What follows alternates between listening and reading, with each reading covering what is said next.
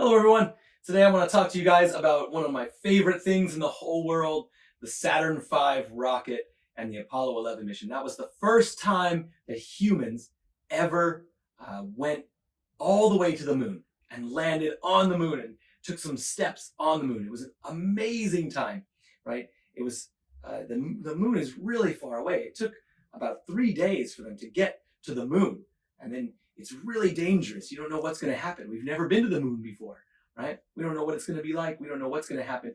It was really dangerous.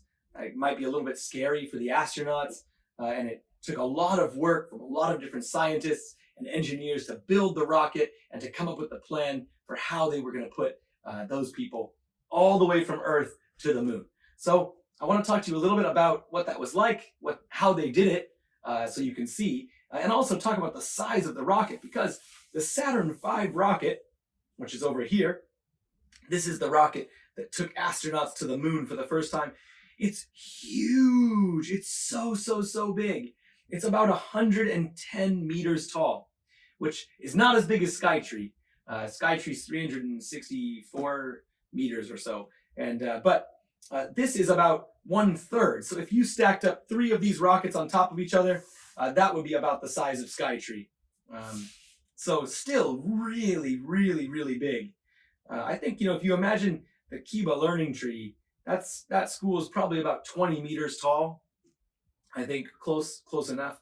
So 100. This means 110 means that 5 Kiba Learning Trees would fit, and a little bit more. Wouldn't even be, even if we stacked up 5 Kiba Learning Trees, it wouldn't be tall enough. Yeah, and you can see here's some other rockets that we've used. The Soyuz is a Russian rocket, and Soyuz was very important. That was a Russian rocket, and that's helped a lot of astronauts go up to the International Space Station. So that's a very cool rocket too. But you can see it's much smaller than the Saturn V rocket. But the International Space Station is not as far away as the moon. So it didn't need to be as big because it didn't need to carry as much fuel to get all the way to the moon. Nowadays, these 3 rockets here from a company called SpaceX, the Falcon 9, the Falcon, and the Falcon Heavy, these 2, sorry, not this one, but these 2 here are being flown a lot, and they're really cool. This rocket, this is a kind of very old-fashioned rocket, and these are very modern and very exciting. And these pieces here that are on the sides, and this piece down here that have all the fuel, instead of just falling off or something and not being able to use them again, those pieces can come back and land on Earth, which is really cool. So the Falcon 9 and the Falcon Heavy are really cool rockets, but you can see not as big as the Saturn V rocket from the Apollo missions. The Apollo missions were the missions to put somebody on the moon. And Apollo 11, the 11th Apollo mission, was the one that actually put people on the moon. So here I have a picture. This is why this rocket is so big, because actually it's many different pieces, and all those pieces have an important job to do.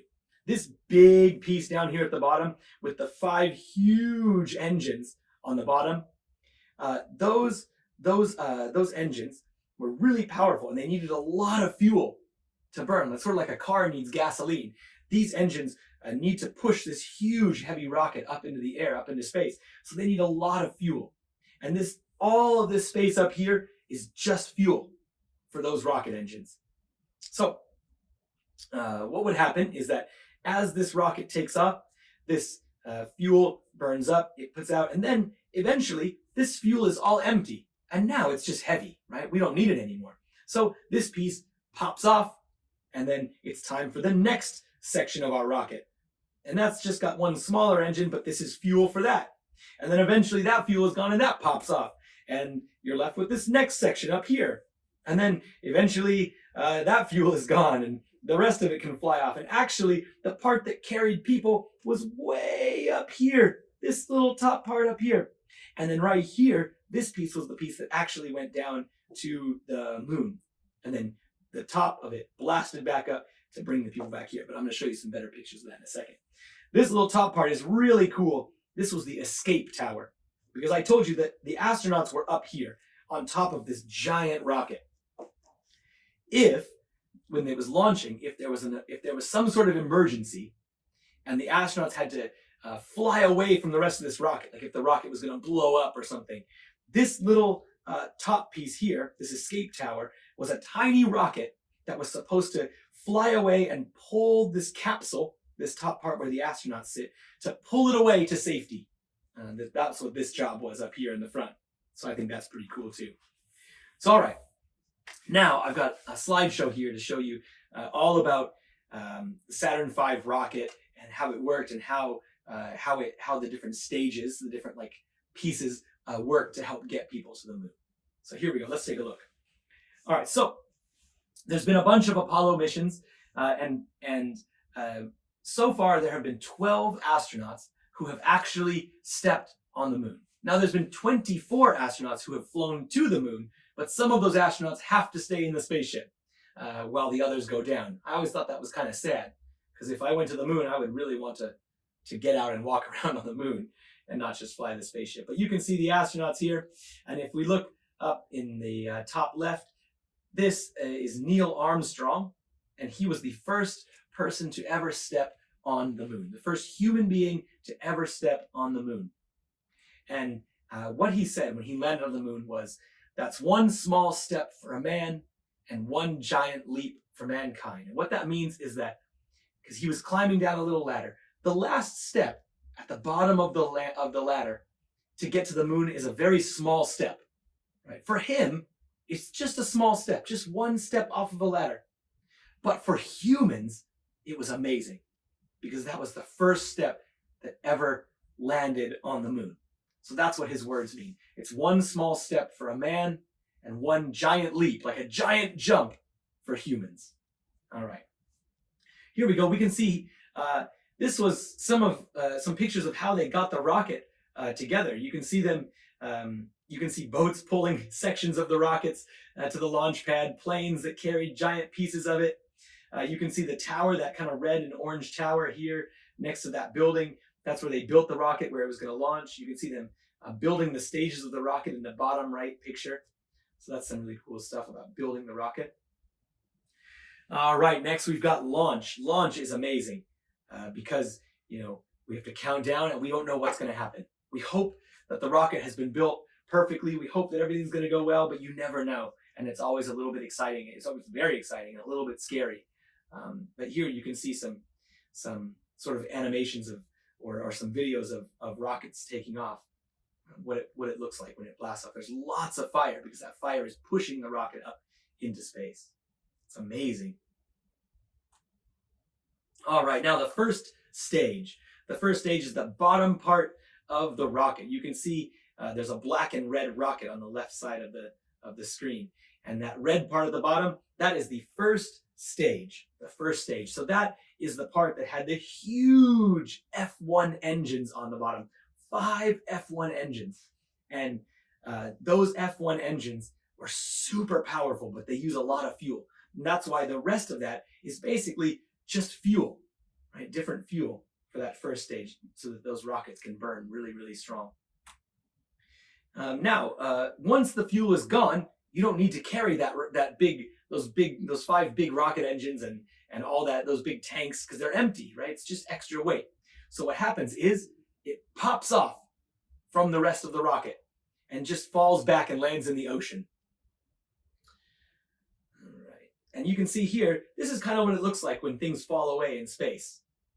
See things sort of get pushed away. Now these aren't pictures of that first stage separation, but you can see this is what it sort of looks like, and this is a little bit that connects the first stage to the second stage sometimes. So now we've got the second stage. So the second stage has much smaller engines because they don't have to. Once you're up, the higher you go, the less you have to push.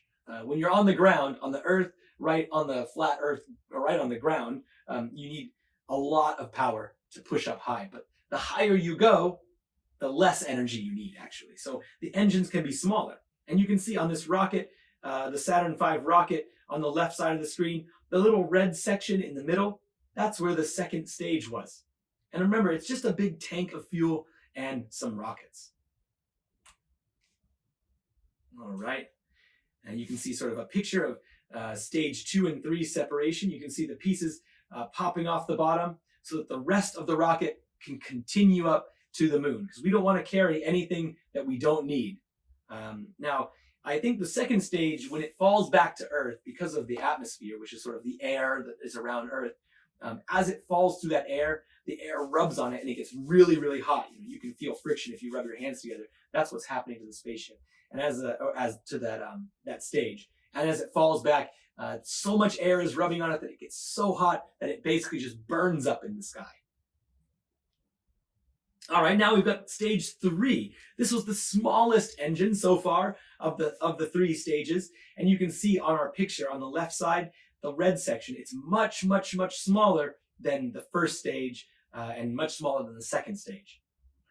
So we've got a big, one big rocket engine at the back, and we've got a big tank of fuel. This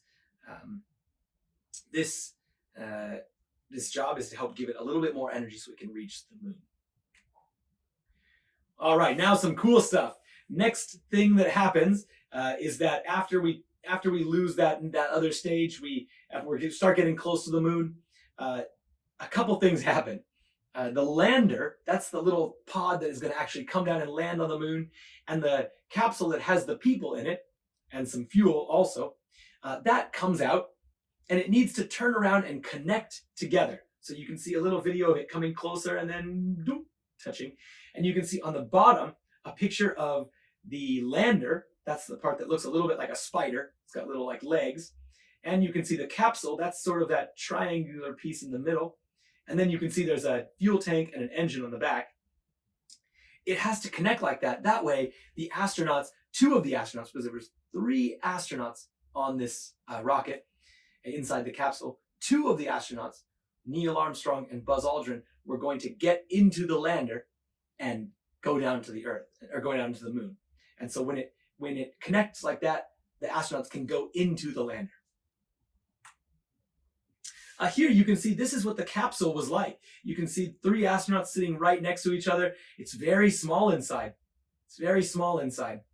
Very tight fit. But there's not much space. It's amazing because the Apollo 11, the Saturn V rocket that they use in Apollo 11 is huge, but the part where the people are is really tiny.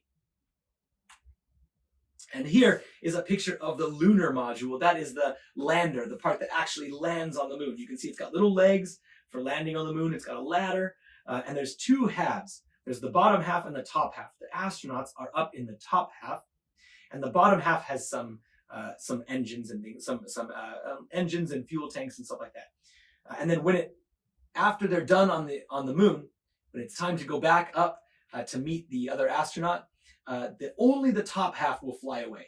So the legs, they stay on the moon. They're still up there today. All right, here are some pictures of inside the lander. This is what it looks like inside that little part of the spaceship that lands on the moon.